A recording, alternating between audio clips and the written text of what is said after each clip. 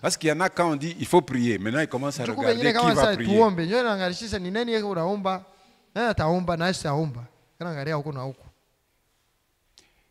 Si tu ne sais pas comment prier, demande à l'Esprit de t'apprendre à prier. Et la meilleure des façons, c'est d'écouter d'abord Dieu au moyen de sa parole. Plus tu écouteras Dieu te parler, plus tu trouveras de l'inspiration pour prier.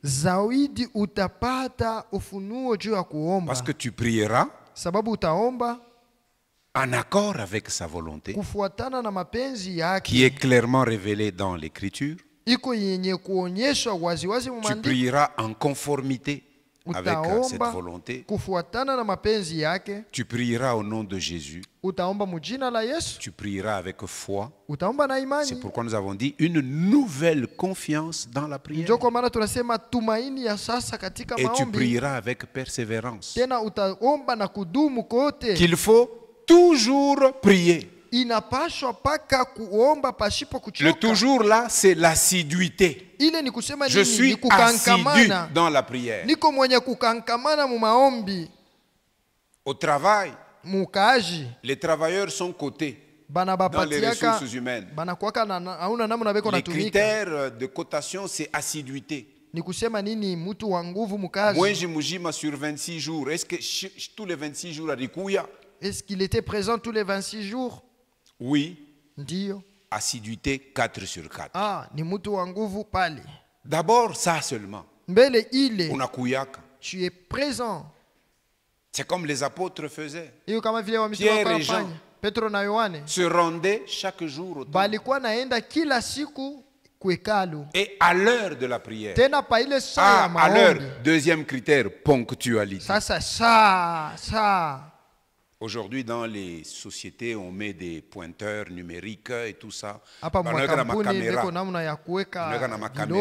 Kama unalanda, kama ni karne ya nini unalanda bongo, basha kukuona mukamera muko sa. Kisha wona njika sema milifika 7h30 alors que rufika 7h55. Mana kubamba buichi. Oui. Aujourd'hui. Léo, Njovile. Prier. Toujours. Assiduité. Et puis on ajoute le verset et ne point se relâcher. C'est ça la persévérance. La persévérance prouve aussi que tu as foi. Que ce que tu demandes, tu sais qu'en dehors de mon Père, il n'y a personne qui me donnera une solution à ça. Ne prie pas avec un plan B. Asema bon, mina pima kama biendeke mitengiria injia. Si ça ne marche pas, je vais suivre ce chemin. C'est comme ça que font beaucoup de jeunes sœurs. Demande le mariage. Elles prient pour les fiançailles et mariage. En même temps, elles regardent l'horloge de l'âge. 30 ans. Bon. Je donne encore à Dieu une année. Si tu lui donnes une année, c'est-à-dire que la deuxième année, tu as un autre plan. Quand Dieu voit que tu as un autre plan, lui aussi il croise les bras et dit, je vais voir après cette année-là. Il faut faire comme Abraham. Abraham, quand il partit, à son appel, il avait 75 ans. Dieu lui a fait la promesse que non, de tes propres entrailles sortira l'héritier. Mais jusqu'à 99 ans, il ne l'avait pas encore vu. Jusqu'à ce que Dieu lui paraisse encore. Mais quand vous lisez, vous dites Abraham, c'est quelqu'un qui a commis des fautes, ça et là, mais la foi il avait. Dieu n'a pas approuvé Abraham à cause de ses œuvres. Quand vous regardez des œuvres mauvaises d'Abraham,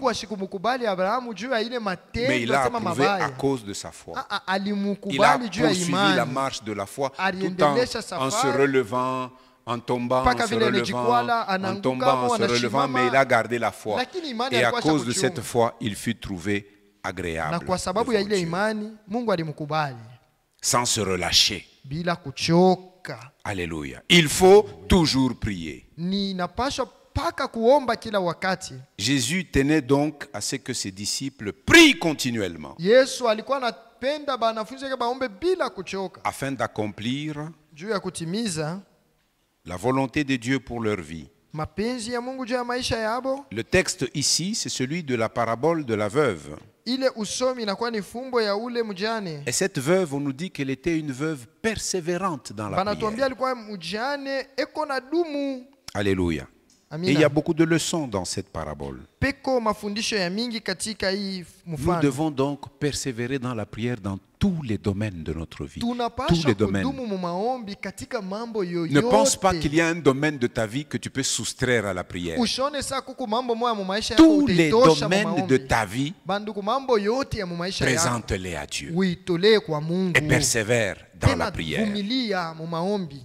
Et cela, nous devons vivre comme ça jusqu'à ce que nous terminions notre course sur la terre ou jusqu'à ce que Jésus va revenir.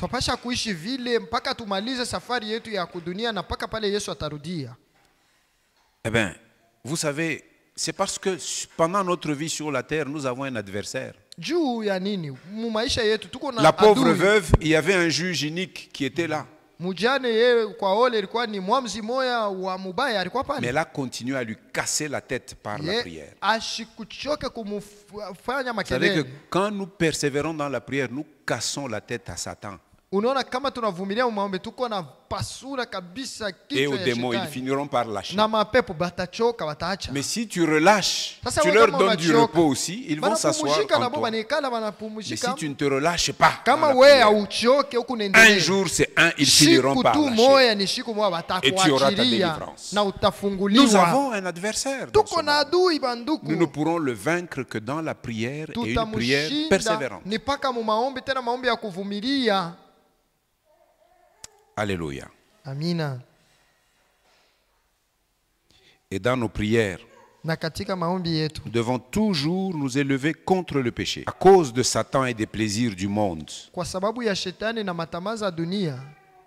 plusieurs risqueront d'abandonner leur vie de prière. Ils déclareront défaite. Mais Dieu, dans sa bonté, ce qu'il nous a déjà donné, il va préserver notre dépôt jusqu'à la fin.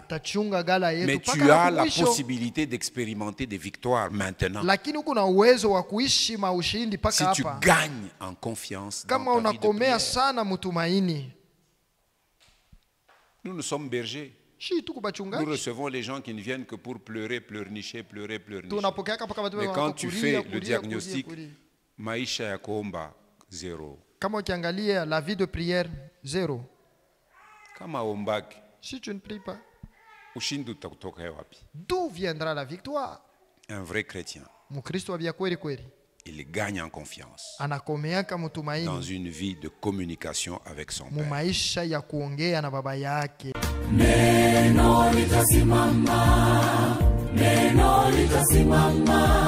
Mambo yote yatapita, lakini neno litasimama. Neno litasimama. Neno litasimama. Mambo yote yatapita, lakini neno